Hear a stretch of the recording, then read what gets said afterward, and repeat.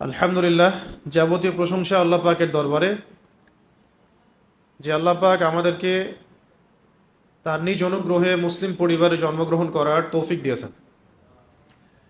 যে আল্লাহ পাক আমাদেরকে নবী মুহাম্মদ সাল্লাল্লাহু আলাইহি ওয়াসাল্লামের সৌভাগ্যবান উম্মত হওয়ার তৌফিক নসিব করেছেন, সে আল্লাহ পাকের দরবারে আমরা শুকরিয়া জ্ঞাপন করি, বলি আলহামদুলিল্লাহ। অগণিত অসংখ্য দরুদ এবং সালাত বর্ষিত হোক মহান আল্লাহ প্রেরিত সর্বশেষ নবী এবং চূড়ান্ত নবী, মানবতার মুক্তির দূত মুহাম্মদুর রাসূলুল্লাহ সাল্লাল্লাহু আলাইহি ওয়াসাল্লামের প্রতি। আমরা সবাই একবার দরুদ পড়ি। আল্লাহুম্মা সাল্লি আলা মুহাম্মদ ওয়া আলা আলি মুহাম্মদ কামা সাল্লাইতা আলা ইব্রাহিম ওয়া আলা আলি ইব্রাহিম ইন্নাকা হামিদুম মাজিদ। আল্লাহুম্মা বারিক আলা মুহাম্মদ ওয়া আলা আলি মুহাম্মদ কামা বারাকতা আলা ইব্রাহিম ওয়া আলা আলি ইব্রাহিম ইন্নাকা হামিদুম মাজিদ। আল্লাহ রাব্বুল আলামিন সূরা আহজাবের মধ্যে ইরশাদ করেন, ইয়া আইয়ুহাল্লাযীনা আমানু, হে মুমিনগণ, ইত্তাকুল্লাহ, তোমরা আল্লাহকে ভয় করো, তোমরা আল্লাহকে ভয় করো। ওয়া কুলু কাওলান সাদীদা, সরাসরি স্পষ্ট করে সোজা কথা বলো, সরাসরি স্পষ্ট করে কথা বলো। তাহলে আল্লাহ পাক তোমাদেরকে ইউসলিহ লাকুম আ'মালাকুম, তোমাদের সমস্ত আমল আল্লাহ পাক ইসলাহ করে দিবেন, মানে সংশোধন করে দিবেন। ওয়া ইয়াগফির লাকুম যুনুবাকুম, তোমাদের সব গুনাহ আল্লাহ পাক মাফ করে দিবেন। ওয়া মান ইউতি'ইল্লাহ ওয়া রাসূলাহু ফাকাদ ফাযা ফাওজান আযীমা, এবং যারা আল্লাহ এবং তার রাসূলের আনুগত্য করে তারাই সফলতা অর্জন করলো, মহান সাফল্য হাসিল করলো। সূরা আহজাবের এই আয়াতে আল্লাহ রাব্বুল আলামিন আমাদেরকে ঈমান তো আনতে বলেছেনই, ঈমানদারদেরকেই বলেছেন যে আল্লাহকে ভয় করো, আল্লাহকে ভয় করো এবং সরাসরি স্পষ্ট কথা বলো, খোলামেলা স্পষ্ট করে সরাসরি কথা বলো। তাহলে আল্লাহ পাক তোমাদের আমলগুলোকে ইসলাহ করে দিবেন, তোমাদের গুনাহগুলোকে মাফ করে দিবেন। আর যে ব্যক্তি আল্লাহ এবং তার রাসূলের আনুগত্য করে সে দুনিয়া আখিরাতে সফলতা হাসিল করলো, এটাই মহান সাফল্য।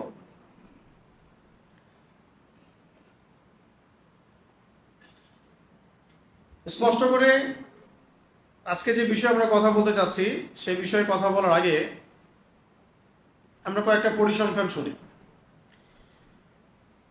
2026 সালের শুরুতে, 2026 সালের শুরু থেকে নিয়ে আজকে পর্যন্ত আমাদের বাংলাদেশের এই তথাকথিত মুসলিম রাষ্ট্রে, আমরা তো মনে করি যে বাংলাদেশ একটা কি ইসলামিক রাষ্ট্র, তাই না? আমরা মনে করি যে এটা 80% মুসলিমের রাষ্ট্র। আমরা ভাবি যে আমরা উমর রাদিয়াল্লাহু আনহুর খেলাফতের মধ্যে আছি। আমাদের চলাফেরা দেখলে মনে হয় যে আমরা মনে হয় উমর রাদিয়াল্লাহু আনহুর খেলাফতে বাস করতেছি, সব ঠিক, সব পারফেক্ট, কোনো অসুবিধা নাই। নামাজ পড়ছি, কোরবানি হচ্ছে, গরুর মাংস খাচ্ছি, তাসবিহ তাহলিল করছি, আল্লাহর রাস্তায় সময় দিচ্ছি, দাওয়াতের কাজ হচ্ছে। আমরা মনে করি যে সব মনে হয়ে গেছে। আমাদের অনেকের ধারণা যে আমরা একটা ইসলামিক রাষ্ট্রে বাস করি। তো বাস্তবতায় আসি, শুধুমাত্র 2026 সালে বাংলাদেশে এই পর্যন্ত খুন হয়েছে 464 জন, 464 জন শুধুমাত্র 2026 সালে। ধর্ষণ হয়েছে 666টা, ধর্ষণ মামলায় গ্রেপ্তার হয়েছেন 530 জন, খুনের মামলায় গ্রেপ্তার হয়েছেন 604 জন। প্রতিদিন গড়ে 6 থেকে 7টা খুন হয়েছে এবং শিশু ধর্ষণ উল্লেখযোগ্য হারে বেড়েছে। বাংলাদেশের পুলিশের প্রকাশিত পরিসংখ্যান অনুযায়ী অপরাধের বৃদ্ধির হার, চুরি বেড়েছে 12%, অপহরণ বেড়েছে 71%, ছিনতাই বেড়েছে 37%, ডাকাতি 43%। মোট মামলা হয়েছে এই 2026 সালেই 1,81,737টা, খুন ইন টোটাল 3,786টা।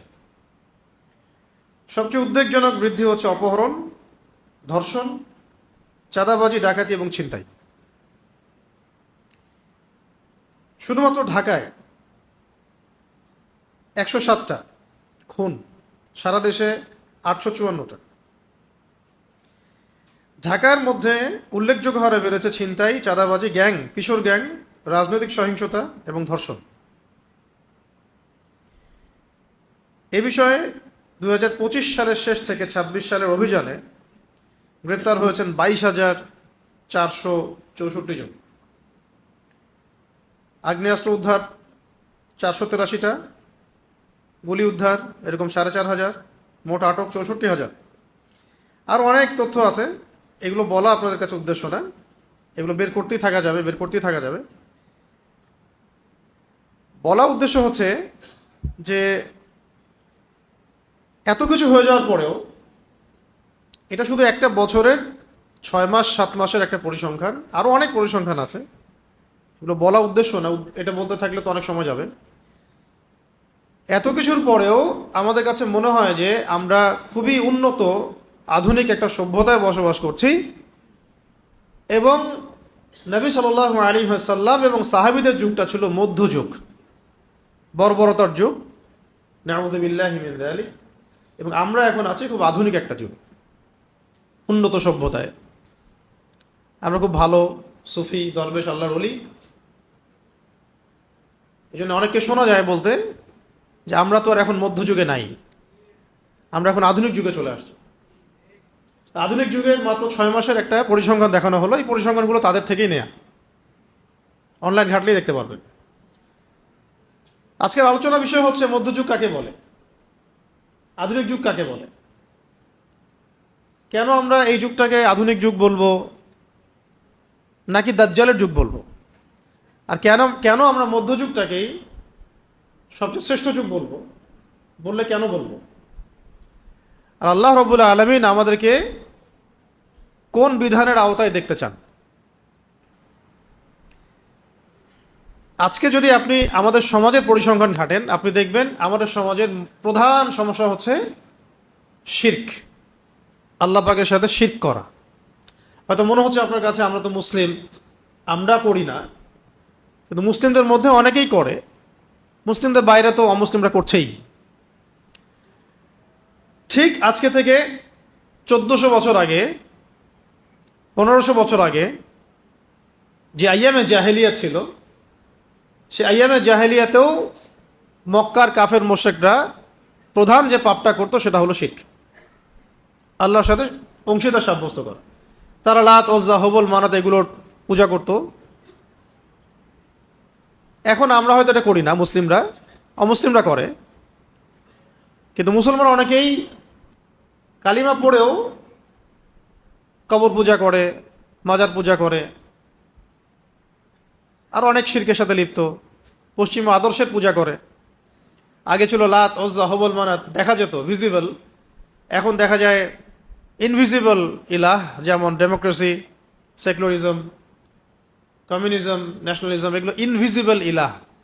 আগে ছিল ভিজিবল ইলাহ, লাত, ওজ্জা, হবল, মানাত, আর এখন হচ্ছে ইনভিজিবল ইলাহ, যেগুলোর মানুষ পূজা করে, আনুগত্য করে, দাসত্ব করে। ইলাহ তাকেই বলা হয় যার মানুষ দাসত্ব করে। যেমন প্রবৃত্তি, নফসের প্রবৃত্তি, নফসের তাবেদারি করাটাকেও বলা হয়েছে নফসকে ইলাহ বানিয়ে নেওয়া। নফসের তাবেদারি করাকে বলা হয়েছে কোরআনে ইলাহ বানিয়ে নেওয়া, উপাসনা করা। কারো মন চাচ্ছে একটা অন্যায় করি, সে নফসের তাবেদারি করলো, তার মানে সে নফসকে ইলাহ বানিয়ে নিল। আর এখানে আমরা এই তন্ত্রমন্ত্রগুলো পূজা করি। ওই 1500 বছর আগের জাহেলি যুগে অর্থনৈতিক প্রধান সমস্যা ছিল রিবা, সুদ। রিবা মানে সুদ। এখন পুরো ওয়ার্ল্ডের ব্যাংকিং সিস্টেম হচ্ছে সুদ ভিত্তিক। কোনো দেশের সেন্ট্রাল ব্যাংক বাকি নাই যেটা সুদের আওতায় না, এবং সেই সেন্ট্রাল ব্যাংকগুলোর আন্ডারে যে ব্যাংকগুলো আছে, এনজিওগুলো আছে, সব সুদ ভিত্তিক। কেউ সরাসরি খায়, কেউ ঘুরায় খায়, এতটুকুই পার্থক্য, বাট সবাই সুদ খায়। ইভেন আমরা যে কারেন্সি ব্যবহার করি, কাগজের টাকা, ইলেকট্রনিক মানি, এর মধ্যেও সুদ আছে। আমরা কেউই সুদ থেকে বাইরে নাই। হয়তো এই কারণেই আমরা অনেক দোয়া করি, আমাদের অনেক দোয়া হয়তো কবুল হয় না। কোনো না কোনোভাবে আমরা সুদের সাথে সম্পৃক্ত। আপনি, আমি, XYZ, এভরিবডি। যদি কেউ এখান থেকে বের হয়ে থাকতে পারে, সে নিঃসন্দেহে আল্লাহ পাকের বড় অলি, বুজুর্গ বান্দা, যাদের সংখ্যা কম। কারণ ওয়ার্ল্ডের ইকোনমিক ফাংশনটা এভাবেই তারা করেছে, সুদের বাইরে আপনি যেতে পারবেন না। কিন্তু এটাও আইয়ামে জাহিলিয়াতে সেই রিবার ধারক ও বাহক এই সভ্যতা। বরং আইয়ামে জাহিলিয়াতে সুদটা ছিল একটা লিমিটেড জায়গায়, এখন এটা পুরো ওয়ার্ল্ড ওয়াইড গ্লোবালাইজেশন হয়েছে। গ্লোবালাইজেশন আমরা যেটা বলি। এছাড়া আইয়ামে জাহিলিয়াতে কাগজের টাকার মতো প্রতারণা ছিল না। আইয়ামে জাহিলিয়াতে মানুষ কেনাবেচা করতো দিনার দিয়ে, দিরহাম দিয়ে, দিনার এবং দিরহাম দিয়ে, যার অন্তর্নিহিত মান ছিল, ইকোনমিক্সের ভাষায় বলে ইন্ট্রেন্সিক ভ্যালু ছিল, অন্তর্নিহিত মান ছিল। মানে একটা সোনার দিনারের মান এই দিনারের মধ্যেই আছে। আর কাগজের টাকা যত টাকায় আপনার সামনে থাকুক, এর মান এর ভিতরে নাই, অন্য কোথাও আছে। যেমন আপনি যদি এখন আজকে 5 ভরি গোল্ড কিনে রেখে দেন, নিঃসন্দেহে আপনি আজকে থেকে 10 বছর পরে লাভবান হবেন, সিম্পল, বেশি পাবেন। আজকে যদি আপনি 5 ভরি গোল্ডের সমপরিমাণ ক্যাশ বাসায় রেখে দেন, আজকে থেকে 10 বছর পরে এই ক্যাশের মান কমে যাবে। এতে করে আপনার শ্রমও চুরি হয়ে গেল, আপনার সম্পদও চুরি হয়ে গেল। ধরেন আপনি 1 লাখ টাকা রেখেছেন, 5 বছর পর দেখলেন সেটা হয়ে গেছে 50,000। আর ওই যে 50,000 চলে গেল, সেই 50,000 টাকা আর্ন করতে আপনাকে সময় দিতে হয়েছে, শ্রম দিতে হয়েছে, তাই না? ওইটা ভ্যানিশ হয়ে গেল গায়ে। শুধু আপনার সম্পত্তি চলে গেল না, আপনার সময়ও চলে গেল, শ্রমও চলে গেল। তাহলে এই পুঁজিবাদী অর্থ ব্যবস্থার সাথে যারা সম্পৃক্ত, তারা শুধু মানুষের সম্পদ ছিনিয়ে নিচ্ছে না, মানুষের শ্রম, সময়, রক্তও ছিনিয়ে নিচ্ছে। আমি কি বোঝাতে পারছি? হয়তোবা অনেক কথা একটু কঠিন মনে হতে পারে, প্রথমবার রিপিট করে কয়েকবার শুনলে ঠিক হয়ে যাবে। চল।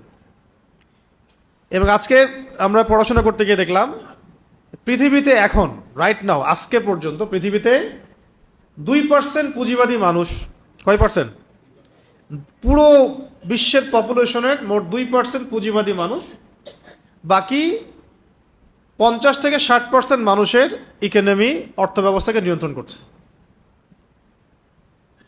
2% পুঁজিবাদী মানুষের কাছে যে পরিমাণ সম্পদ আছে জমা করা, এটা দিয়ে বাকি 50%কে খাওয়ানো যাবে।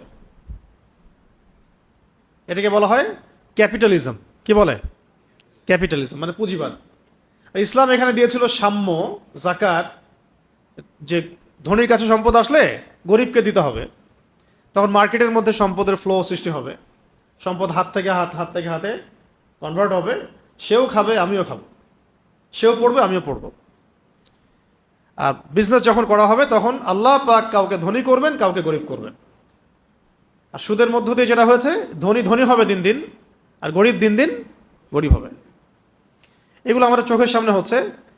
আমাদের এগুলো নিয়ে তো মাথা ব্যথা খুব একটা নাই। আমাদের মাথা ব্যথা হলো ওই যে হাত বাঁধবো কোথায়, তারপরে জোরে আমি নাচতে আমি, তারপরে আমাদের মোজার উপরে মাসাজ করব, চামড়ার মোজা হতে হবে নাকি আবার কাপড়ের মোজা হলেও হবে। হ্যাঁ, আমাদের তো ইস্যু অনেক, কে কয়টা বিয়ে করলো, তাই না? কোন গণক কি বলল, কোন জ্যোতিষী কি বলল, এইগুলোই। তো এটা আসলে খুবই লজ্জার। জাতিগতভাবে আমরা কেন জানি এইরকম, এটা আমাদের জন্য লজ্জার, যে মূল জায়গাটার দিকে ফোকাস না করে আমরা পড়ে থাকি ডালপালা নিয়ে। এই সুযোগে কাফের, মুশরিক, মুরতাদ, মুনাফিক, যারা ইসলামের দুশমন, এরা এমনভাবে আমাদেরকে এখন পেঁচিয়ে ধরছে, একটু পরেই বুঝতে পারবেন যে আমরা এখান থেকে এখন আর বের হতে পারতেছি না। এখন রাইট নাও আপনি এখান থেকে বের হতে পারবেন না। আমি 1 ঘন্টা গলা ফাটায় বললেও পারবো না। আপনি যদি আমাদেরকে এখন এদেশের প্রেসিডেন্ট বানায় দেন, তাও পারবো না। যাকেই দেন সে পারবে না, যতক্ষণ পর্যন্ত না পুরো সিস্টেমটা চেঞ্জ হয়। এখন আসেন, এই যে রিবার ফিতনা, এটাকে আল্লাহ পাক কি বলেছেন? আল্লাহ পাক বলেছেন, হে মুমিনরা শুনো, তোমরা আল্লাহকে ভয় করো, ওয়াযারু মা বাকিয়া মিনার রিবা, এই সুদের যে অংশটুকু আছে এটা ছেড়ে দাও। ইন কুনতুম মুমিনিন, যদি মুমিন হয়ে থাকো তাহলে ছেড়ে দাও। ওয়া ইল্লাম তাফআলু, তোমরা যদি সুদকে না ছাড়ো তাহলে ফাযানু বিহারবিন মিনাল্লাহি ওয়া রাসূলিহি, তাহলে আমি আল্লাহ পাক বলছেন আমার সাথে এবং আমার রাসূলের সাথে, মানে মুহাম্মদ সাল্লাল্লাহু আলাইহি ওয়াসাল্লামের সাথে যুদ্ধের ঘোষণা শুনে রাখ। কার কথা এটা? আল্লাহ পাকের কথা। সূরা বাকারা খুলেন, শেষের দিকে পাবেন। আবার নবীজি সাল্লাল্লাহু আলাইহি ওয়াসাল্লাম বলেছেন, কেউ যদি 1 দিরহাম সুদ খায় সে যেন 36 বার জিনা করলো। এই এলাকায় যদি আপনি জানেন যে ওই ছেলেটা ওই মেয়েটা 36 বার জিনা করছে, তার দিকে নিশ্চয়ই আপনি খুব ভালো চোখে তাকাবেন, তার বাসায় দাওয়াত খাবেন, তার সাথে আপনি মেয়ের বিয়ে তো দিবেন নিশ্চয়ই। কিন্তু বাস্তবতা তো হচ্ছে ব্যাংকার দেখলে বিয়ে দিতে খুব মন চায় আপনাদের, তাই না? এটা বাস্তবতা। আর দিনদার ছেলে ফিরায় দেন, তোর তো কিছু নাই, টাকা নাই, পয়সা নাই, আমার মেয়েকে খাওয়াবে কি, ভাগ এখান থেকে, নাকি? আপনার এরকম না? আরো আছে, আরো ডেঞ্জারাস কথা হচ্ছে, নবী সাল্লাল্লাহু আলাইহি ওয়াসাল্লাম বলেছেন, নবীর নাম আসলে কি পড়বো? তিনি বলেছেন সুদের পাপের 70টা শাখা আছে, তার সবচেয়ে নিচু শাখা হচ্ছে নিজের মাকে বিয়ে করা। আরো বলেছেন তিনি সাল্লাল্লাহু আলাইহি ওয়াসাল্লাম, 4 শ্রেণীর মানুষকে আমি অভিশাপ দিলাম। কি দিলেন? অভিশাপ, লাআনা। যে সুদ খায়, যে সুদ দেয়, যে সাক্ষী থাকে, যে লিখে রাখে। যে খায়, যে দেয়, সাক্ষী থাকে, লিখে রাখে। ধরেন এখানে একটা পতিতালয় আছে, নাউজুবিল্লাহ, ধরেন একটা এলাকায় আছে, আছে তো অনেক জায়গাতেই, বাংলাদেশে তো আছেই, এবং এগুলো তো আবার কোনো সমস্যা না। সমস্যা হচ্ছে পুরুষ মানুষ যদি 2টা বিয়ে করে তাহলে সমস্যা। পতিতালয়ে কোনো প্রবলেম না। 20 বছরের একটা ছেলে যদি বিয়ে করে তাহলে সমস্যা।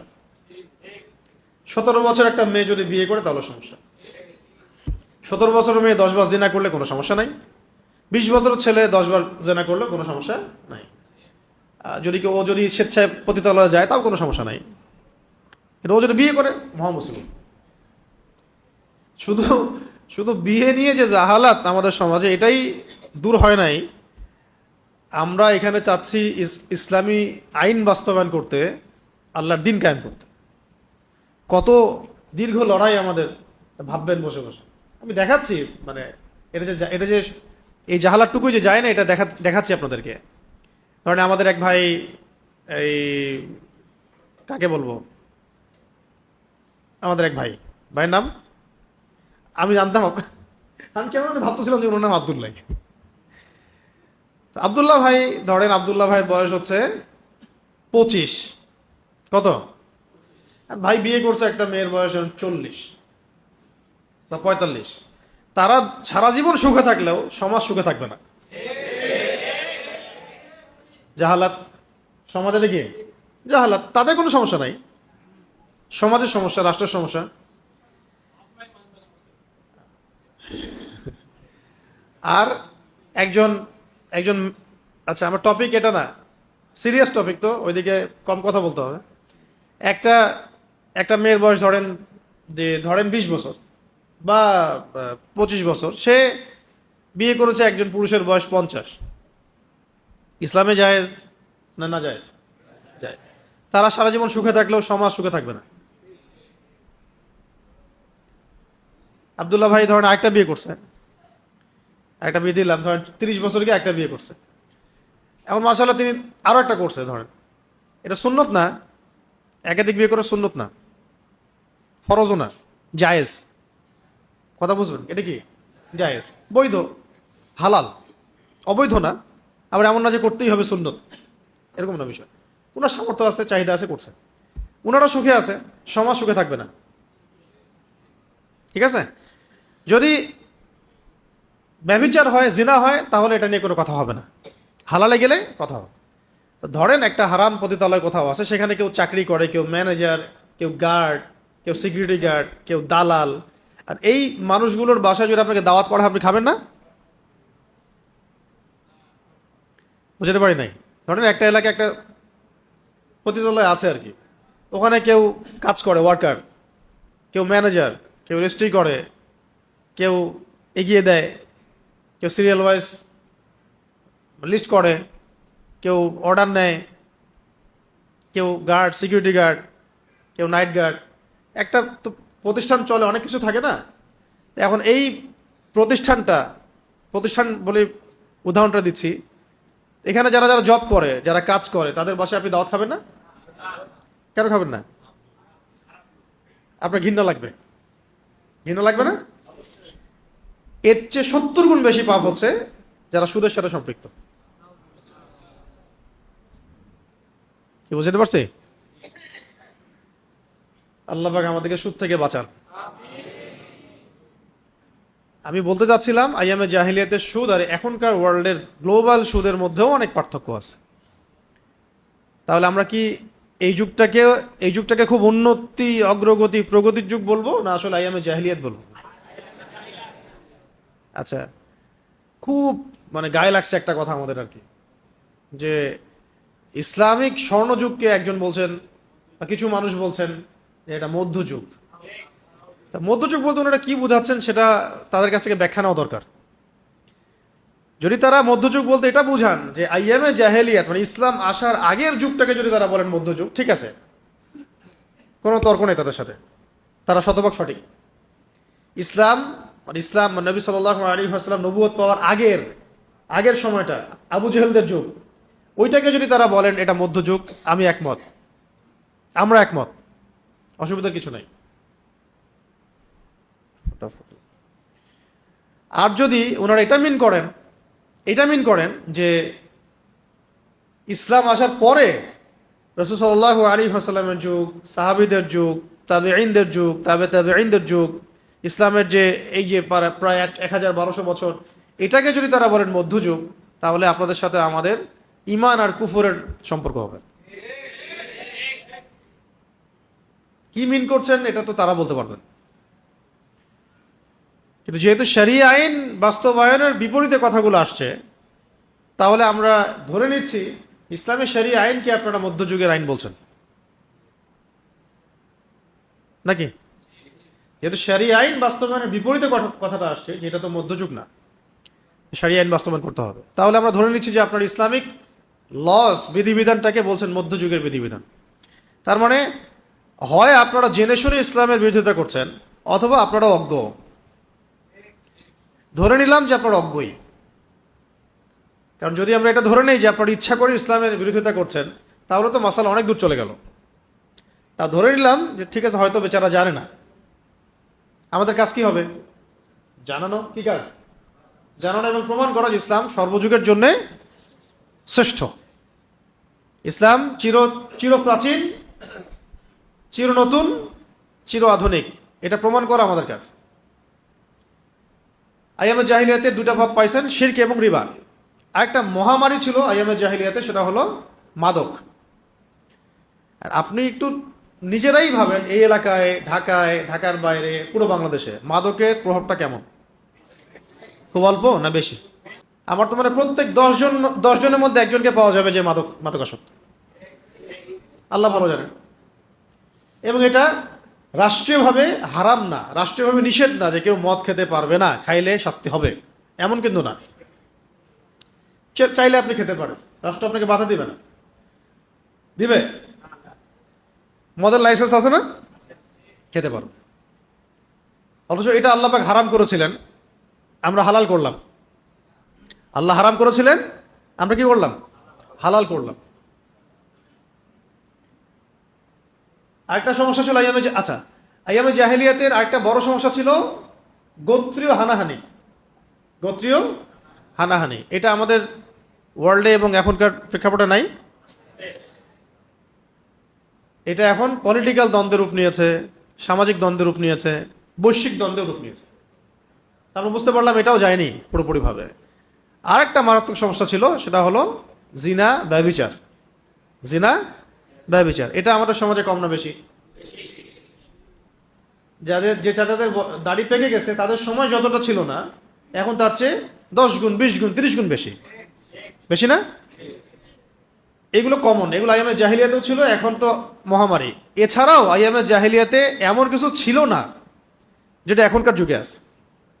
এগুলো ছাড়াও আইয়ামে জাহিলিয়াতেও এমন কিছু ছিল না যেগুলো এখনকার যুগে বিদ্যমান, যেমন পর্নোগ্রাফি।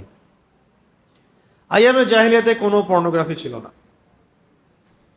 যে যুগটাকে আপনি সবচেয়ে বর্বর বলছেন, সবচেয়ে জঘন্য বলছেন, ওই যুগটাতেও পর্নোগ্রাফির মতো মারাত্মক অভিশাপ ছিল না, ছিল না। মানে জিনাকে ভিডিও করে সারা ওয়ার্ল্ডে ব্যবসা করা, বাণিজ্য করা, এটা কখনো ছিল না। এটাকে ইন্ডাস্ট্রি, যেমন করে ফিল্ম ইন্ডাস্ট্রিজ, তারপরে স্পোর্টস ইন্ডাস্ট্রিজ, কর্পোরেট সেকশনগুলো যেভাবে ইন্ডাস্ট্রি করে তুলেছে, এরকম একটা ইন্ডাস্ট্রির নাম হলো পর্ন ইন্ডাস্ট্রি। এখানে যারা কাজ করে সবাই অভিনেতা, অ্যাক্ট্রেস, অ্যাক্টর। এমন না যে বিষয়টা রিয়েল, বিষয়টা ফেক। শুটিং করা হয়, শ্যুট করে, এবং এটাকে এমনভাবে উপস্থাপন করে তারা যে মানুষের ভিতরে এটার মানসিকভাবে তাকে অসুস্থ করে ফেলা আর কি। যেটাতে এডিক্টেড হয়ে যাবে সে, এর মধ্যে মাদকের মতো পথ হারায় ফেলবে সে। এবং এই যে শিশু ধর্ষণ ইত্যাদি যে শব্দগুলো আসছে না, এটা তো সবাই বুঝি যে এটা তো আসলে বাস্তবিক না, পসিবল না। একটা মানুষের মধ্যে এরকম চাহিদা কীভাবে আসতে পারে? এটার মূল কারণ হচ্ছে মাদক এবং পর্নোগ্রাফি। সে সে মাদক গ্রহণ করার পরে এই মানুষগুলো আর মানুষ থাকে না, আর পর্ন এডিক্টেড হওয়ার পরে সে হিতাহিত জ্ঞান হারায় ফেলে যে সে কার সাথে কি করতে হবে। এই পর্ন এডিক্টেড একটা মানুষ, সে শুধু শিশু না, পশুর সাথেও জেনা করতে পারে, এটাও করতে পারে, অবাক হওয়ার কিছু নেই। আর আমরা দেখলাম যে এই ওয়ার্ল্ডের বড় বড় নেতার যারা, এরাও বিভিন্ন দ্বীপে দ্বীপে দ্বীপে এরকম ছোট ছোট মেয়েদেরকে নিয়ে আসে, রেপ করে, এবং পরে এদেরকে পিস পিস করে কেটে স্যুপ বানায় খেয়ে ফেলে। অ্যাবস্টেইন ফাইল যখন বের হলো আপনারা দেখলেন না? তার মানে বুঝলাম সব এই মানে ইবলিসের এজেন্ট, এর একই সূত্রে গাথা, একই সূত্রে গাথা। এবং একটু পরে আপনাদেরকে বলবো যে এর পিছনে মাস্টারমাইন্ড হচ্ছে দাজ্জাল। এগুলোর পিছনের মাস্টারমাইন্ডটা হচ্ছে দাজ্জাল। দাজ্জাল এবং তার অনুসারী যারা, এরা ওয়ার্ল্ডকে শাসন করতে চায়, এই জন্য তারা ওয়ার্ল্ডটাকে তাদের মতো করে সাজানোর চেষ্টা করেছে বিগত প্রায় 100-200 বছর থেকে। এবং তারা নতুন ওয়ার্ল্ড অর্ডার নিয়ে আসছে, যার মধ্যে মানব জাতিকে তারা নিয়ে আসছে জোর করে। এখান থেকে বের হওয়ার রাস্তা একটাই, সেটা হলো নবী সাল্লাল্লাহু আলাইহি ওয়াসাল্লামের সিরাত। সিরাত ছাড়া বের হতে পারবেন না। সিরাত, ইসলাম, কোরআন, সুন্নাহ, এর বাইরে মানবতার মুক্তির কোনো রাস্তা নাই, কোনো রাস্তা নাই। আইয়ামে জাহিলিয়াতে পর্নোগ্রাফি ছিল না, এখন সারা ওয়ার্ল্ড ওয়াইড, এবং এটাই হচ্ছে এই পাপগুলোর মূল কারণ। পর্ন সাইটগুলো বন্ধ না করলে রেপ বন্ধ হবে না। সেটা যে কোনো মাদ্রাসায় হোক, স্কুলে হোক, আর কলেজে হোক, কোনো জায়গায় বন্ধ হবে না। আপনি তো প্রশ্ন আসতে পারে যে এটা তো অনেক মাদ্রাসারও ঘটনা এমন। হ্যাঁ, হতে পারে। দেখেন, মাদ্রাসায় যারা এগুলোর সাথে সম্পৃক্ত হয়েছে তাদের সাথে পর্নোগ্রাফি সম্পর্ক আছে। সে পর্ন এডিক্টেড, এই কারণে সে মাদ্রাসাতেও এই কাজটা করছে। মাদ্রাসায় যে পড়ে সে কি মানে জৈবিক চাহিদা মুক্ত না? এবং সে হয়তো পর্ন এডিক্টেড, আস্তে আস্তে সে ওইটা কাজটা সামনে যাকে পাইছে তার সাথে করে ফেলছে। এটা বন্ধ করাটা জরুরি কাজ ছিল। এটা না বন্ধ করতে পারলে, সাইটগুলো বন্ধ না করতে পারলে এটা কখনোই বন্ধ হবে না। তারপরে মাদক, উন্মুক্ত মাদক রেখে দিলে মানুষ মাদক খাবে, হিতাহিত জ্ঞান হারায় ফেলবে, তখন যে কোনো পাপ সে করতে পারে। প্রবলেম একটা না, প্রবলেম এখানে অনেক। মাদক problem, pornography problem, free mixing problem, আইন না থাকা প্রবলেম, আইন বাস্তবায়ন না হওয়া প্রবলেম, দৃষ্টান্তমূলক শাস্তি বাস্তবায়ন না হওয়া প্রবলেম, অনেক প্রবলেম। এরপরে সামাজিক সচেতনতা আছে, আমাদেরও অনেক গাফেলতি আছে। সবকিছু মিলিয়েই সমস্যার গোড়া হচ্ছে আমরা পরিপূর্ণ ইসলামী শরিয়ার মধ্যে আসতেছি না। সমস্যা একটা ডালপালা নাড়াচাড়া করে সমাধান হবে না। যদি আগামী 7 দিনের মধ্যে এই ঘটনাটার, সাম্প্রতিক ঘটনার বিচার হয়ও, তার মানে এই না যে প্রবলেম সলভ হয়ে গেছে, বরং একটা প্রবলেমের সাময়িক সলিউশন আপনি দিয়েছেন। এরকম প্রবলেম বাংলাদেশে গ্রামে গ্রামে, শহরে শহরে আরো বহু আছে।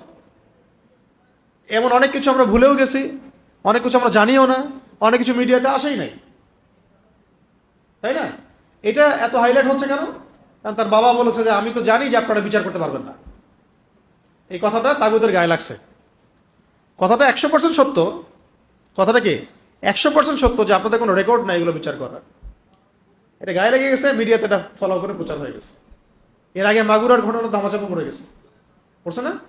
এরকম আরো শত শত ঘটনা ধামাচাপা পড়ে গেছে। হাদি ভাই গায়েব হয়ে নাই, ইস্যু নাই। আমাদের ঢাকায় বিমান ক্র্যাশ হয়ে গেল একটা প্রতিষ্ঠানে, এতগুলো বাচ্চা মারা গেল, কোন আলোচনা আছে? এরকম একটার পর একটা ইস্যু আসছে, ধামাচাপা পড়ে গেছে। তো এটা হাইলাইট হওয়ার কারণ হচ্ছে আঙ্গুল উঠানো, প্রতিবাদ করা যে আপনারা পারবেন না, আপনারা পারেন নাই, আপনারা ফেইলার। ওটা গায়ে লাগছে, তাই একটু নাড়াচাড়া হচ্ছে। এটাও হয়তো দু একদিন পর ঠান্ডা হয়ে যাবে, কিন্তু সমস্যা সলভ হবে না। এই সমস্যা থেকে আমি, আপনি, আপনার মেয়ে, আমার বোন, আমার মা, আমরা তো সেফ থাকতে পারবো না। কারণ সমস্যার শেকড়ে আমরা হাত দিচ্ছি না। শেকড়ে হাত দেওয়ার জন্য যে ওহির বিধান দরকার, যে দিন দরকার, যে আদর্শ দরকার, যে আইন দরকার, যে শরিয়া দরকার, এখানে আমরা আসছি না। আসছি না কেন? কারণ আমরা নিজেরাই চাই না যে আল্লাহর জমিনে শরিয়া আইন কায়েম হোক। শরিয়া আইন কায়েম হলে তো আমি সুদ খাইতে পারবো না, আমি তখন মদ খাইতে পারবো না, চুরি করতে পারবো না, পতিতালয়ে যেতে পারবো না, মদ খাইতে পারবো না, বারে যেতে পারবো না। আমাকে পর্দা করতে হবে, নামাজ পড়তে হবে, ইসলামে আইনে আসতে হবে। চুরি করলে হাত কেটে ফেলবে, মদ খাইলে বেত্রাঘাত করবে, জিনা করলে বেত্রাঘাত করবে, ডাকাতি করলে একদিকের হাত কেটে ফেলবে, একদিকের পা কেটে ফেলবে, খুন করলে কেসাস করবে, ধর্ষণ করলে প্রকাশ্যে গুলি করে মৃত্যুদণ্ড দিয়ে দিবে একদম। আমরা তো নিজেরাই চাই না যে শরিয়া আইন বাস্তবায়ন হোক, কারণ আমরা তো পাপ করতে পারবো না। শরিয়া আইন হয়ে গেলে, শরিয়া আইন হয়ে গেলে আমরা তো নিজেরাই পাপ করতে পারবো না। মানুষ পাপের এক্সেসের জন্যই শরিয়া আইন চায় না আমাদের দেশে। আমরা এমন ইসলাম চাই যেটা একটু সুইট সুইট ইসলাম, মিষ্টি মিষ্টি। আর আমরা একটু ইসলাম পালন করব, আবার একটু অন্যায় করব, আবার একটু সুবিধা মতো কিছু ইসলামী বিধান পালন করব, আবার নিজে যেটা পারি না সেটা ইগনোর করব। এভাবে চাই আমরা। আমরা আনুষ্ঠানিক ইসলাম চাই, পরিপূর্ণ ইসলাম চাই না। এই জন্য আল্লাহ পাকের পক্ষ থেকে এই যে সিচুয়েশনগুলা, এগুলো আমাদের উপরে গজব, আযাব, যিল্লাতি, এগুলো আমাদের উপর জিল্লতি, আযাব, গজব। এবং আপনারা ভাববেন না যে এটা শেষ হয়ে গেছে, ভাববেন না যে এটা শেষ, দরকার নেই। আপনারা ভাববেন না যে এটাই শেষ ঘটনা, হতেই থাকবে যতদিন পর্যন্ত না এই নেশন পরিপূর্ণ শরিয়া আইন দ্বারা পরিচালিত হয়। আর বলবেন, অনেকে বলবে যে এটাই কি একমাত্র সমাধান? শরিয়া আইন বাস্তবায়ন করাটাই একমাত্র সমাধান না। যাদের উপরে বাস্তবায়ন করব সেই মানুষগুলোকে আল্লাহর পথে নিয়ে আসাটাই সমাধান। দাওয়াতও চলবে, ইসলাহ চলবে, সংস্কার চলবে, তাসকিয়া চলবে, আবার আইনও থাকবে। তখন দেখা যাবে সবকিছু মিলিয়ে সমাজটা সুন্দর হবে।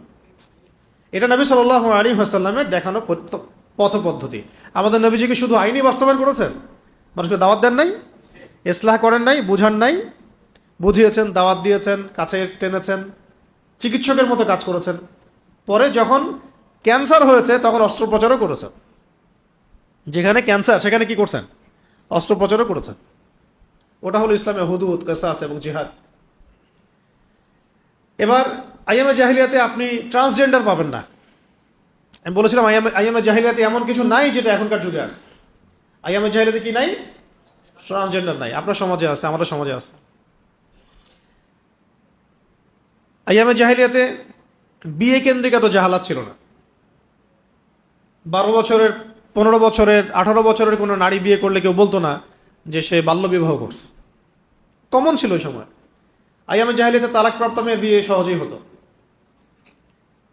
একাধিক বিয়েও হতো সহজেই। আইয়ামে জাহিলিয়াতে মার্কেট প্লেস উন্মুক্ত ছিল, আমাদের এখনকার মতো সিন্ডিকেট ছিল না।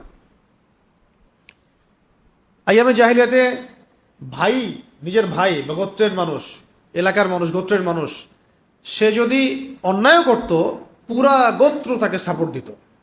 এত বন্ডিং ছিল তাদের মধ্যে।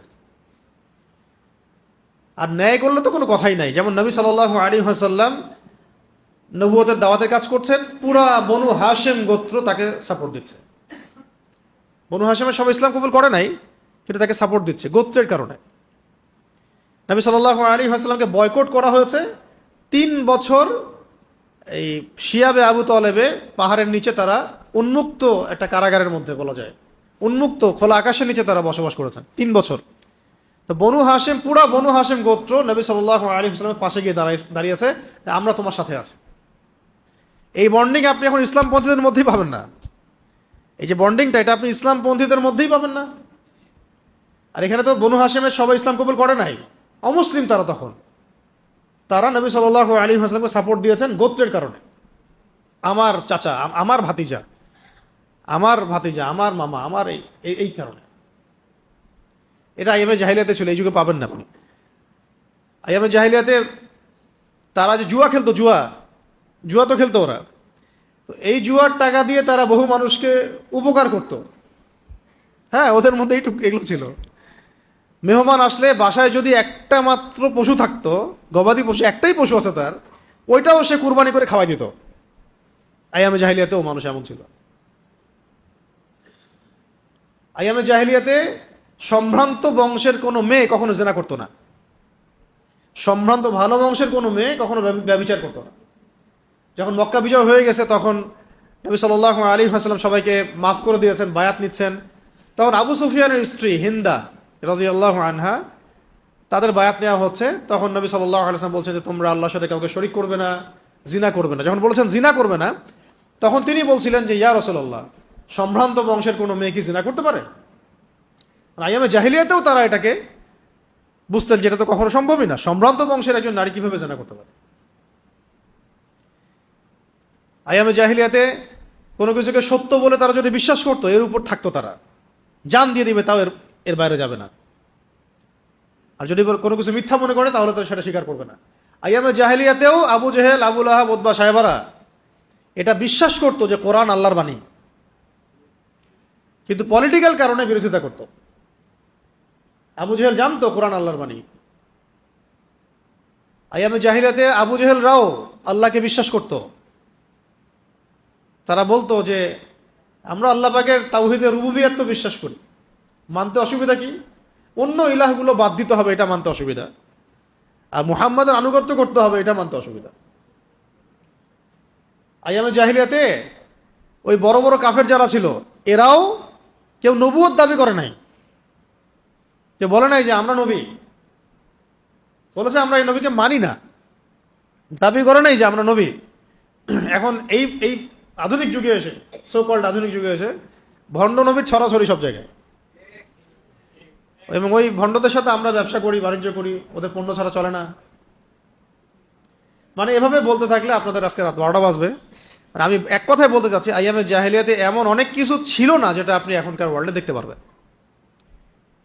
বাচ্চাদেরকে রেপ করা, তাদেরকে মেরে জবাই করা, বা ওদেরকে পিস পিস করে কেটে স্যুপ বানায় খেয়ে ফেলা, অ্যাবস্টেইন ফাইলের মতো, এইগুলো আপনি আইয়ামে জাহিলিয়াতে পাবেন না।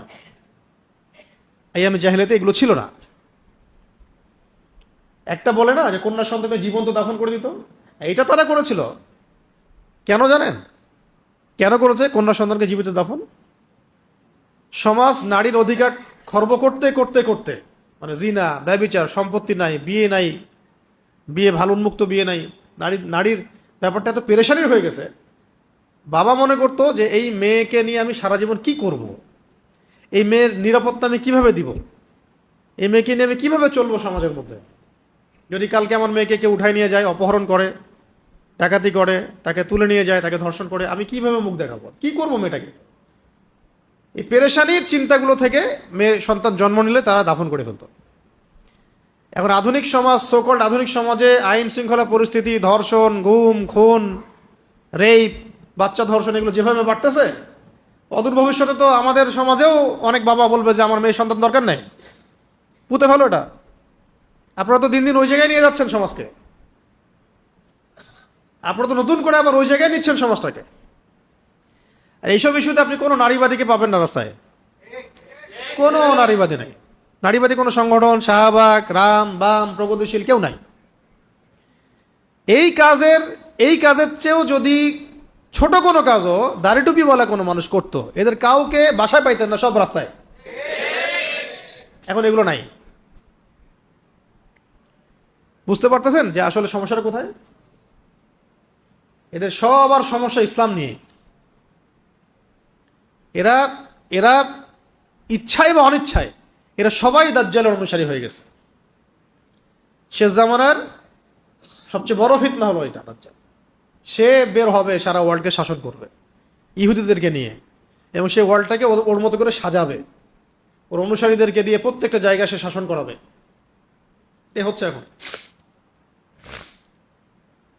এইরকম একটা সমাজে, যেটা কথা আমি বললাম যে আমি জাহিলিয়াতের মধ্যে, এমন একটা সমাজে নবী সাল্লাল্লাহু আলাইহি ওয়াসাল্লাম যখন বেড়ে উঠতেছেন, তিনি নিজে কখনো কোনো পাপের সাথে সম্পৃক্ত হন নাই। মাসুম মিনান নাস, আগেও কোনো গুনাহ করেন নাই, পরেও কোনো গুনাহ করেন। মূর্তি পূজাকে ঘৃণা করতেন, বরং তিনি ওই সময় এতিমদের খোঁজ খবর নিতেন, বিধবাদের খোঁজ খবর নিতেন, মানে মুসাফিরের সাহায্য করতেন, দরিদ্র সাহায্য করতেন, আত্মীয়তা সম্পর্ক রক্ষা করতেন, মানুষের উপকার করতেন। তিনি পেরেশান থাকতেন যে মানুষগুলোকে কিভাবে আল্লাহর পথে বা ভালো পথে ফেরাবো। হেল্পফুল ফুজর তৈরি করলেন মানুষকে সঠিক পথে আনার জন্য, গৃহযুদ্ধ যেন বন্ধ হয়। এভাবে যখন তার বয়স 40-এ পৌঁছালো, এর মধ্যে তিনি বিয়ে করলেন, ব্যবসা করলেন, বিয়ে করলেন, স্ট্যাবলিশ হলেন। 40 বছর বয়সে আল্লাহ রাব্বুল আলামিন তাকে ওহী করলেন, ইকরা বিসমি রাব্বিকাল্লাযী খালাক, খালাকাল ইনসানা মিন আলাক, ইকরা ওয়া রাব্বুকাল আকরাম আল্লাযী আল্লামা বিল কলম আল্লামাল ইনসানা মা লাম ইয়ালাম। এখানে একটা পয়েন্ট হচ্ছে যে এই জাহেলি সমাজটাকে যে নবী আপনি পরিবর্তন করতে চাচ্ছেন, এটা মানুষের মস্তিষ্ক প্রসূত জ্ঞান দিয়ে, বিদ্যা দিয়ে, বুদ্ধি দিয়ে হবে না। ওই যে হেরা গুহায় নবীজি বসে থাকতেন, ধ্যান করতেন, আল্লাহকে ডাকতেন, ইবাদত করতেন, এটার অর্থ হচ্ছে নবী সাল্লাল্লাহু আলাইহি ওয়াসাল্লাম সমাজের এই অরাজকতার অবস্থা দেখে নিজেকে আলাদা করে রাখতেন, পৃথক হয়ে থাকতেন। ভাল লাগতো না তার কাছে সমাজের এই সমস্যাগুলা, অবস্থাগুলা। নিজে একা থাকতেন, হেরা গুহায় বসে থাকতেন, ধ্যান করতেন, আল্লাহকে যে কোনো ওলামায়ে কেরামের কাছে যান, তার এই কথাই বলবেন। ওই সময় মদিনা আইন নাজিল হচ্ছে যে এখন যদি কেউ কাউকে অন্যায়ভাবে হত্যা করে, তাহলে হত্যার বদলে হত্যা করবে। এটাকে কি বলে? কিসাস। কি বলে? কিসাস। ওই যে আমরা সূরা বাকারায় পড়ি, কুতিবা আলাইকুমুল কিসাস, কুতিবা আলাইকুমুল কিসাস ফিল কতলা, আল হুররু বিল হুররি ওয়াল আবদু বিল আবদি ওয়াল উনসা বিল উনসা। কুতিবা আলাইকুমুস সিয়াম তো আমরা নিয়েছি ঠিকই, ওই সূরার মধ্যেই আছে, ডানে বামে কুতিবা আলাইকুমুস সিয়াম, তোমাদের উপর সিয়ামকে ফরজ করা হয়েছে। তো রমজান মাসে মাশাআল্লাহ বাংলাদেশে সবাই রোজা রাখে, মুসলিমরা বেশিরভাগই। ওইটারই সামনে আছে কুতিবা আলাইকুমুল কিসাস, তোমাদের উপর কিসাসকে আমি ফরজ করেছি। এটা যে ফরজ, এটা আমাদের অনেকে জানেই না। সেই আল্লাহ পাকই ফরজ করেছেন, যে আল্লাহ পাক রমজানের রোজা ফরজ করেছেন। আবার আরেকটু পিছনে গেলে আবার পাবেন কুতিবা আলাইকুমুল কিতাল, তোমাদের উপর যুদ্ধকে ফরজ করেছি। ও তো আলোচনাই নাই। আমরা পয়লা বৈশাখে বানাবো, হাতি ঘোড়া, এগুলা বানাবো আর কি। যখন অন্য দেশ বানায় মিসাইল, আমরা বানাই হাতি ঘোড়া। ওটাই নাকি প্রোগ্রেস, ওটা ওদের প্রোগ্রেস। আর হুজুররা তো দেশটাকে পিছাই দিল, তাই না? হুজুররা দেশটাকে পিছাই দিল না, তো ভাষা তো ওদের এরকমই আর কি। তো এখন কুতিবা আলাইকুমুল কিসাসে আসেন, এটা কোথায় ফরজ হলো? মদিনা না মক্কায়? মদিনায়। কারণ এখানে আমাদের রাষ্ট্র আছে, আমাদের সবকিছু আমাদের কন্ট্রোলে। এখানে আল্লাহ পাক আমাদেরকে আইন দিচ্ছেন একটা একটা করে। কুতিবা আলাইকুমুল কিসাস, তোমাদের মধ্যে কেউ যদি কাউকে হত্যা করে অন্যায়ভাবে, এটা কিসাস করতে হবে, মানে হত্যার বদলে হত্যা। আল্লাহ পাক আইন দিলেন, জিনা যদি কেউ করে এখন মদিনায়, তাহলে 100টা বেত্রাঘাত করবা। কয়টা? 100টা বেত্রাঘাত করবা। এই আইনটা কি ইহুদিদের জন্য প্রযোজ্য না মুসলিমদের জন্য? ওই মদিনার মুসলিমদের জন্য আইনটা আল্লাহ পাক দিচ্ছেন। কেউ যদি ইহুদি ধর্ম থেকে এসে বলে যে আমাকে এই আইনে বিচার করেন, সেটা অন্য ইস্যু। কেউ যদি বলে আমি ইহুদি ধর্ম ত্যাগ করে মুসলিম হলাম, আমাকে এখন এই আইন দ্বারা বিচার করেন, সেটা অন্য ইস্যু। যদি কোনো বিবাহিত ব্যক্তি ব্যভিচার করে, বিবাহিত কোনো ব্যক্তি যদি ব্যভিচার করে, তাহলে তাকে কোমর পর্যন্ত পুঁতে পাথর নিক্ষেপ করে রজম করবে। তাহলে অবিবাহিতর জন্য একটা আইন, বিবাহিত হলে আরেকটা আইন। এগুলো কিন্তু আল্লাহ পাকের আইন। ঠিক যেমন নামাজ পড়তে হবে, নামাজের আগে ওযু করতে হবে, হজের বিধান আছে, জাকাতের বিধান আছে, রমজানের সওমের বিধান, এগুলো যেমন শরিয়া, এটাও শরিয়া, এগুলো শরিয়া। আবার দিলেন যদি কেউ ডাকাতি করে তাহলে হাত পা উল্টা দিক থেকে কেটে ফেলবে, হাত পা উল্টা দিক থেকে কেটে ফেলবে। কেউ যদি আল্লাহ এবং তার রাসূলকে গালি দেয়, মানে মুরতাদ হয়ে যায়, কটূক্তি করে মুরতাদ হয়ে যায়, তাহলে তাকে মৃত্যুদণ্ড দিবে। ধর্ষণ করলে প্রকাশ্য মৃত্যুদণ্ড দিবে আর কি। এইভাবে বেশ কিছু আইন নাজিল করা হলো মদিনায়। এখন এই লসগুলো কে দিয়েছেন? আল্লাহ রাব্বুল আলামিন। কখন দিয়েছেন? মদিনায়। এই আইনগুলো কোথায় আছে? কোরআনে এবং হাদিসে এবং সুন্নায়। যদি কেউ এই আইনগুলোকে মধ্যযুগীয় বর্বর বলে, সে কাফের। যদি না জেনে বলে, জানি না, কোনো কিছু জানে না, পড়াশোনা করে নাই, না জানে, বুঝে না, তাহলে তাকে সুযোগ দিতে হবে যে আপনি কি জানেন যে ইসলামের এই কথাগুলো বলা কুফরি? জেনে বুঝে যদি বলে হ্যাঁ আমি জানি এগুলো এগুলো ইসলামে আছে, জেনেই বলছে এটা মধ্যযুগীয়, তাহলে স্পষ্ট কাফের। আর যদি বলে আমি জানতাম না ইসলামে এগুলো আছে, আমি পড়ি নাই, এখন জানলাম, তওবা করে ফিরে আসলাম, তাহলে আল্লাহ পাক সুযোগ দিবেন তওবার। এখন এই আইনগুলোর ইম্প্যাক্টটা কি ছিল একটু দেখাই। এই আইনগুলোর ইম্প্যাক্ট কি ছিল, যেটাকে এই রামবাম প্রগতিশীল যেগুলো আছে সকল, তারা যেটাকে মধ্যযুগীয় বলতেছে, বরং এটা কিন্তু মধ্যযুগীয় হলো না, বরং আইয়ামে জাহেলিয়াতকে দূর করলো বরং এই আইনগুলা। আইয়ামে জাহেলিয়াতে যে ব্যাপক চুরি, ব্যাপক জেনা, ব্যাপক ধর্ষণ, ব্যাপক সুদ, ব্যাপক শিরক, ব্যাপক ফাসাদ, এগুলোকে 23 বছরে দূর করে দিল এই আইনগুলা। কিভাবে কিভাবে দূর করে দিল? এই আইনের আগে মানুষকে তৈরি করা হলো ইমানের দাওয়াত দিয়ে, আকিদার দাওয়াত দিয়ে, ইসলামের দাওয়াত দিয়ে, পরকালের চেতনায় উদ্বুদ্ধ করে আল্লাহর কাছে ফিরে আসো, আমাদেরকে আল্লাহর কাছে জবাব দিতে হবে, কবর আছে, মিজান আছে, পুলসিরাত আছে, কেয়ামত আছে। মানুষ ইন্টারনালি পরিবর্তন হতে শুরু করলো। যখন মানুষ পরিবর্তন হতে হতে এমন একটা জায়গায় আসলো যে তারা যে কোনো আইন মানতে প্রস্তুত আল্লাহ পাকের পক্ষ থেকে, তখন বিধানগুলো আসা শুরু করলো। শুরুতে কিন্তু বিধান চাপিয়ে দেওয়া হয় নাই, আগে মানুষের আকিদা আমল সংস্কার করা হয়েছে যে মানুষ এগুলো মানার মতো যোগ্য কিনা। শুরুতেই বলা হয়নি মদ ছেড়ে দাও, প্রথমে বলা হয়েছে মদের মধ্যে উপকারিতা আছে কিছু, ক্ষতি বেশি। হ্যাঁ, তারপরে বলা হলো যে মদ খেয়ে তোমরা নামাজের ধার কাছে এসো না। ধাপে ধাপে চতুর্থ ধাপে গিয়ে বলা হলো মদ হারাম। মানে একটা নেশনকে আগে তৈরি করা, শরিয়া বিধান মানার ব্যাপারে উদ্বুদ্ধ করা, এটাই হচ্ছে আমাদের কাজ বাংলার মাটিতে। কারণ বাংলাদেশের মানুষ আল্লাহকে মহব্বত করে, রাসূলকে মহব্বত করে, দিনকে ভালোবাসে, কিন্তু এখন তারা কি শরিয়া আইন মানার জন্য প্রস্তুত কিনা, ওই জায়গায় নিয়ে যেতে হবে আগে। এখন যেমন সবাই বলতেছে না যে এইসব আইন দিয়ে কোনো কাজ হবে না, এখন বলতেছে না যে শরিয়া আইন অনুযায়ী বাস্তবায়ন করেন, ফয়সালা করেন। এই আগুন থামাইতে পারবেন না তো আপনারা। মানুষকে, মানে আলেমদেরকে জেল দিয়ে মানুষকে মাইনাস করে ফেলে এই জেনারেশনের মধ্যে আগুন থামাইতে পারবেন না। এভাবে এভাবে আস্তে আস্তে বেশিরভাগ মানুষই বলা শুরু করবে যে আমরা এইসব তন্ত্রমন্ত্র চাই না, আল্লাহর আইন চাই। এই দিন বেশি দূরে নাই, কিন্তু এই প্রত্যেকটা ঘটনাই একটা একটা করে আস্তে আস্তে মানুষের মধ্যে এটা উস্কে দিবে, আগুন আগুন স্ফুলিঙ্গ তৈরি করবে যে এগুলো বোগাস জিনিস, bogus economy, bogus political system, এগুলো দিয়ে আমাদের কোনো কাজ নাই। আমাদের কাছে কোরআন আছে, সুন্নাহ আছে, আল্লাহ আছেন, রাসূল আছেন, এই আইন দিয়ে আমরা চলবো। মানুষই বলবে ইনশাআল্লাহ কয়দিন পরে। মানুষকে দাওয়াতটা দেওয়াই হচ্ছে আমাদের কাজ, এবং এটা যে সবচেয়ে আধুনিক সেটা তারা বুঝবে, এবং এটাতে কাজ হচ্ছে। কিভাবে এই আইনগুলো সমাজ চেঞ্জ করলো দেখেন, কয়েকটা এক্সাম্পল দিয়ে, মিসাল দিয়ে বিশেষ করতেছে।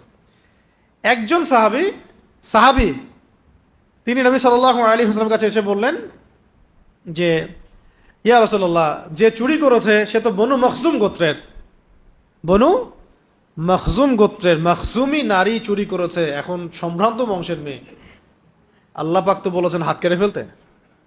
কেউ বলার সাহস পাচ্ছে না নবী সাল্লাল্লাহু আলাইহি ওয়াসাল্লামকে যে এটার কোনো শিথিলতা আছে কিনা, ফাঁকফোকর আছে কিনা। তো সবাই পরামর্শ করে একটা কাজ করলো। ওসামা বিন যায়েদ রাদিয়াল্লাহু আনহু, তিনি নবী সাল্লাল্লাহু আলাইহি ওয়াসাল্লাম প্রিয় ভাজন, তো ওসামাকে দিয়ে বলানো যায় কিনা।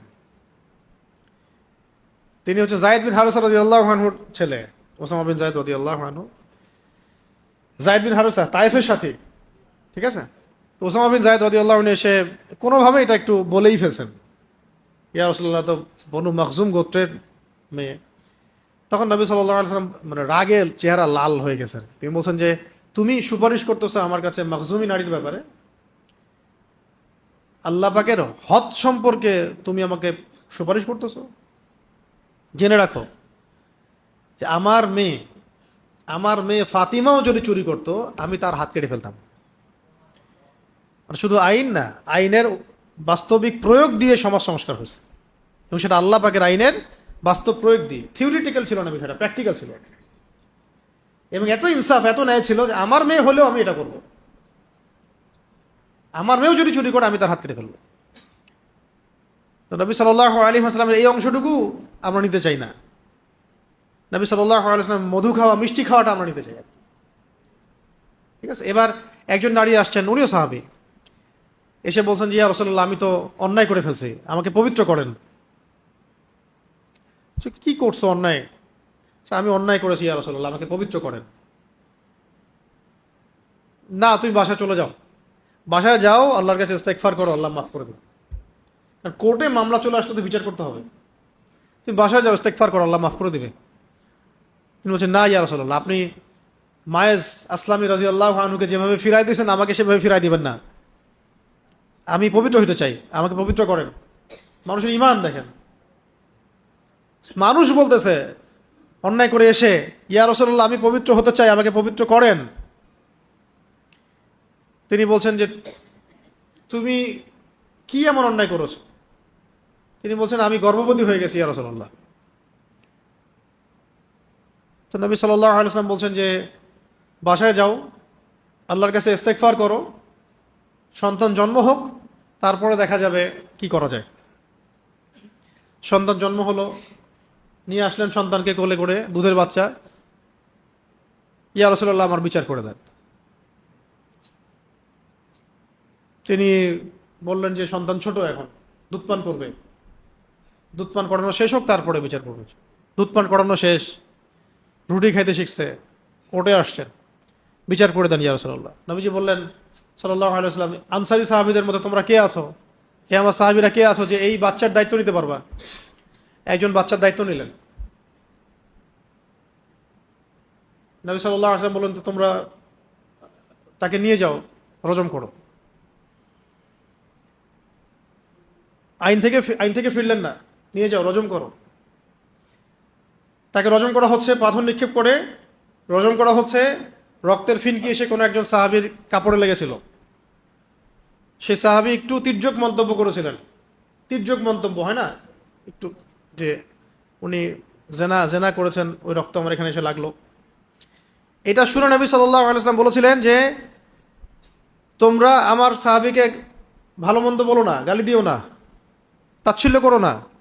শুনে রাখো, এই নারী সাহাবী অন্যায় করার পরে যে পরিমাণ তওবা করেছেন, এই তওবা যদি পুরা মদিনার মধ্যে বন্টন করে দেওয়া হয়, কম হয়ে যাবে।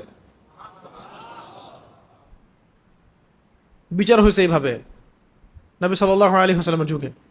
উমর রাদিয়াল্লাহু আনহুর যুগে মদ পান করেছেন, নিজের হাতে তিনি শাস্তি দিয়েছেন। 40 লাঠি থেকে 80 লাঠি বেত্রাঘাত নিয়ে গেছেন তিনি। নিজের আপনজনের মধ্যে একজন মদ পান করার পরেও ওমর রাদিয়াল্লাহু আনহু নিজের হাতে শাস্তি দিয়েছেন। সান্ত্বনার বাণী শুনে আসেন নাই খালি। ওমর রাদিয়াল্লাহু আনহুর সময় এমন হয়েছে যে আমর ইবনে আস রাদিয়াল্লাহু আনহু, বিখ্যাত সাহাবী, তিনি মিশরের গভর্নর তখন, তার ছেলে তার বাবার পলিটিক্যাল পাওয়ারে কিছু একটা অন্যায় করেছিলেন, অন্য কারোর উপর পাওয়ার দেখাইছে আর কি, হয় না এমন? তা বুঝতেই পারতেছেন কি হইতে পারে এখনকার যুগে। এটা খবর ওই মিশরের সেই কিপ্তি এসে মদিনায় বিচার দিয়েছে যে আপনার নির্ধারিত গভর্নরের ছেলে আমার উপর জুলুম করছে, তুমি বসো। চিঠি লিখে পাঠাইছেন যে তোমরা দুজনে এখানে আসো, বাবা এবং ছেলে দুজনে আসো। উমর রাদিয়াল্লাহু আনহু বসে আছেন। আমর ইবনে আস রাদিয়াল্লাহু আনহু বুঝতে পারছেন যে কোন একটা সমস্যা আছে। সন্তানকে বলছেন বারবার, কি করছো বলো ভালো করে। সে সন্তান বলে না কি করছে ভালো করে। পরে যখন মসজিদে ডাকা হলো নামাজের পরে, তখন সেই মিশরের কিপ্তি বললো যে আমার উপর এই জুলুম করেছে, সম্মানিত ছেলে আমার উপর জুলুম করেছে। নিজের হাতের দোররা তার হাতে উঠাই দিলেন লাঠি দিয়ে, বলেন যে ইদরিব ইবনুল আকরামিন, আমাদের সামনে সম্মানের ছেলেকে মারো এখন। ইদরিব ইবনুল আকরামিন, আমাদের সামনে সম্মানের ছেলেকে মারো। এটা মানুষ দেখছে, মারতে মারতে ক্ষান্ত হওয়ার পরে তিনি জিজ্ঞাসা করছেন যে তুমি কি সন্তুষ্ট হয়েছো? যে হ্যাঁ, আমি সন্তুষ্ট হয়েছি।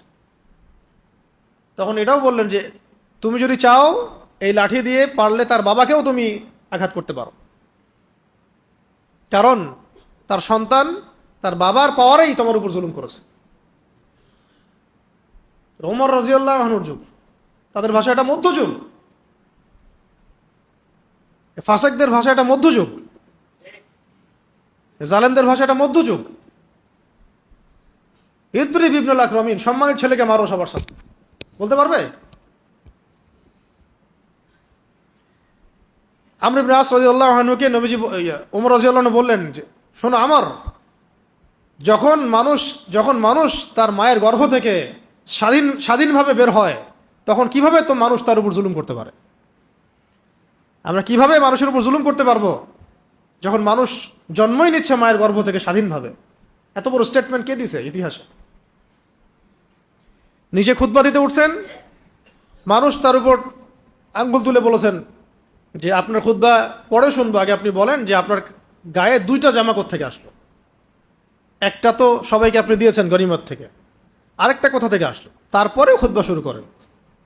জনগণ এইভাবে বলতে পারবে কথা এই আধুনিক যুগে? আধুনিক দাজ্জালের যুগ, বলতে পারবেন জীবনের কথা? এর আগের তো 18 বছর ইতিহাস দেখেছেন, নবী সাল্লাল্লাহু আলাইহি ওয়াসাল্লামকে কটূক্তি করলে কোনো বিচার হয় নাই। কারো আব্বা আম্মা নানা নানি লিখেছেন, একদম গুম হয়ে গেছেন, শেষ। এটা বলতে পারবে ওমর রাদিয়াল্লাহু আনহুর মতো? বলেন, আপনার প্রপার্টির হিসাব দেন। এরকম ছিল একজন নারী, ওই যে বাচ্চাকে খাওয়াচ্ছিল রাত্রেবেলা, বাচ্চা কান্নাকাটি করছিল, মনে আছে না ঘটনাটা? ওমর রাদিয়াল্লাহু আনহু, উনি জিজ্ঞাসা করলেন আপনার বাচ্চা কাঁদছে কেন? মা খালি বলছে এতটুকু যে হ্যাঁ তা বাইনি ও বাইন ওমর, এটা আমার আর ওমরের মাঝখানের বিষয়, আমি ওমরের নামে তো বিচার দিব আল্লাহর কাছে। উনি বুঝতে পারেন না যে উনি আমিরুল মুমিনিন, রাত্রেবেলা ভেষ বদল করে তিনি ঘুরছিলেন। তো কি হয়েছে কথা, আমরা এখানে ক্ষুধার্ত অবস্থায় আছি। তো এটা শুনে ওমর রাদিয়াল্লাহু আনহু নিজের পায়ে হেঁটে মদিনায় এসে কাঁধে করে বাইতুল মাল থেকে আটার বস্তা নিয়ে পায়ে হেঁটে হেঁটে গিয়ে ওই মহিলার বাসায় গিয়ে রান্না করে খাওয়াই দিয়ে আসছেন। এরা এটাকে বলে মধ্যযুগ। ইনসাফের যুগটাকে বলে কি? একটা মানুষ খুঁজে পাওয়া যায় নাই যে আপনার দুর্নীতি করতেছে, অন্যায় করতেছে। ইসলামিক কোর্টে বসায় দেওয়া হয়েছে আলী রাদিয়াল্লাহু আনহুকে। তা আলী রাদিয়াল্লাহু আনহু এসে বলল যে আমাকে এখান থেকে অপসারণ করে দেন। কেন? তো বিচারই তো আসে না, আমি কি বিচার করব? কোনো কেসই আসে না।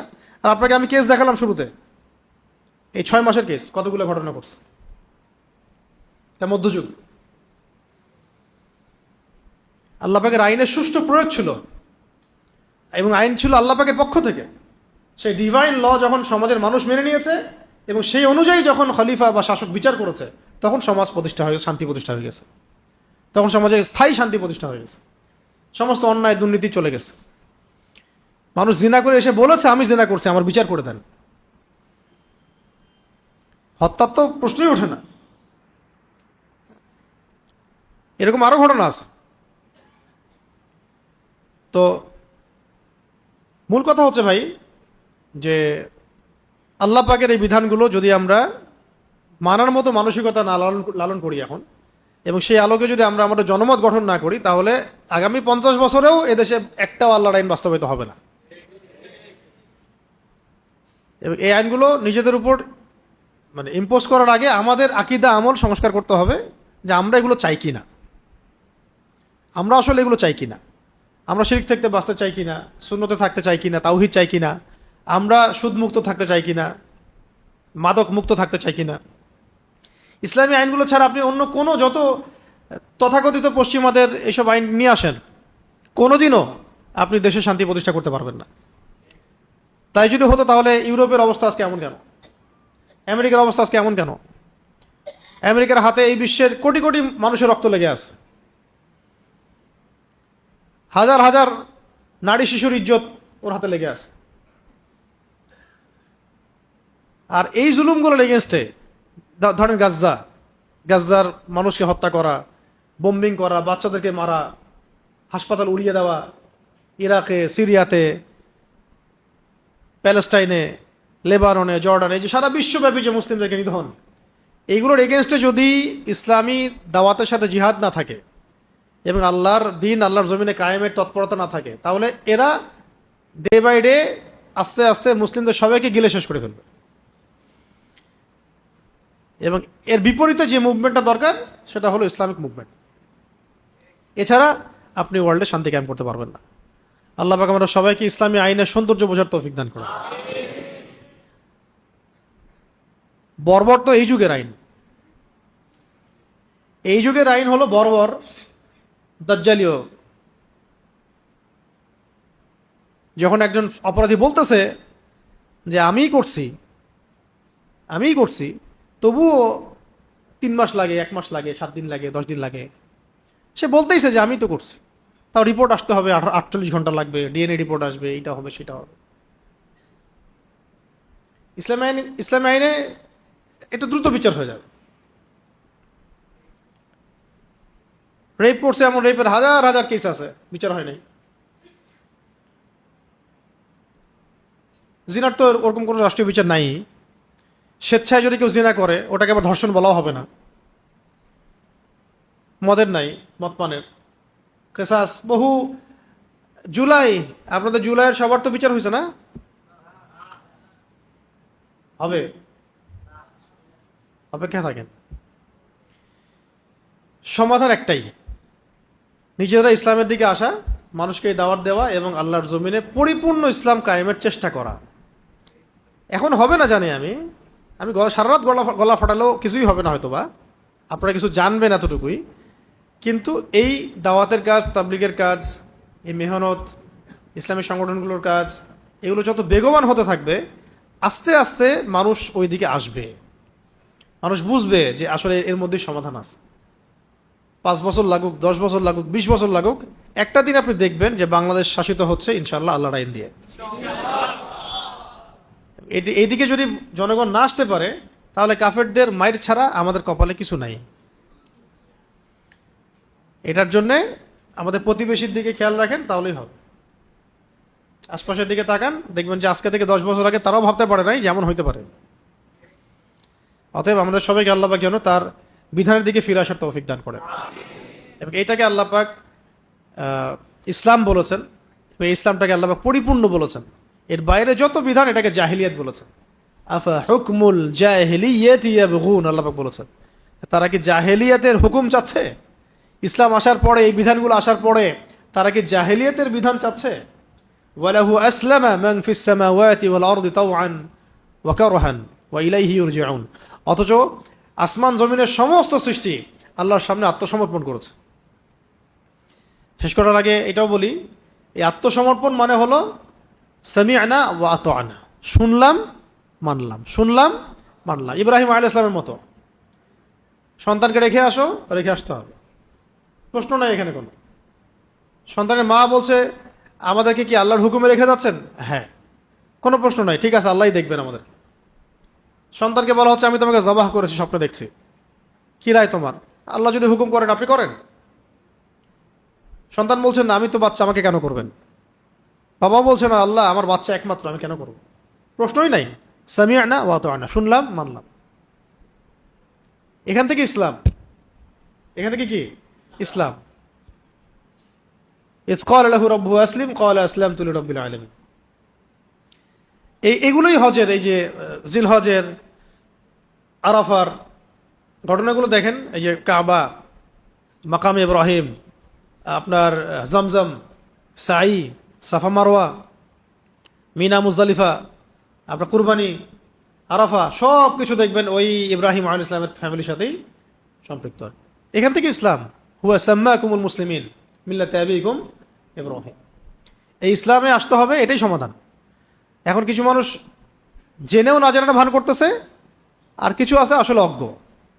তো অজ্ঞদের কাছে আমাদের দাওয়াত থাকবে আমভাবে সম্ম হলে, যে ইসলামী আইনই হচ্ছে চির আধুনিক, চিরসবুজ এবং সবচেয়ে পরিপূর্ণ ইনসাফে ভরা।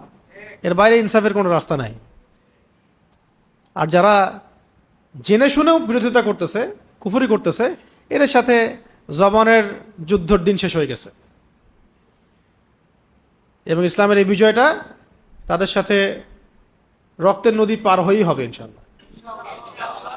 আল্লাহ পাক আমাদের সবাইকে দিনের জন্য জানমাল, সময়, শ্রম সবকিছু উৎসর্গ করার তৌফিক দান করুন।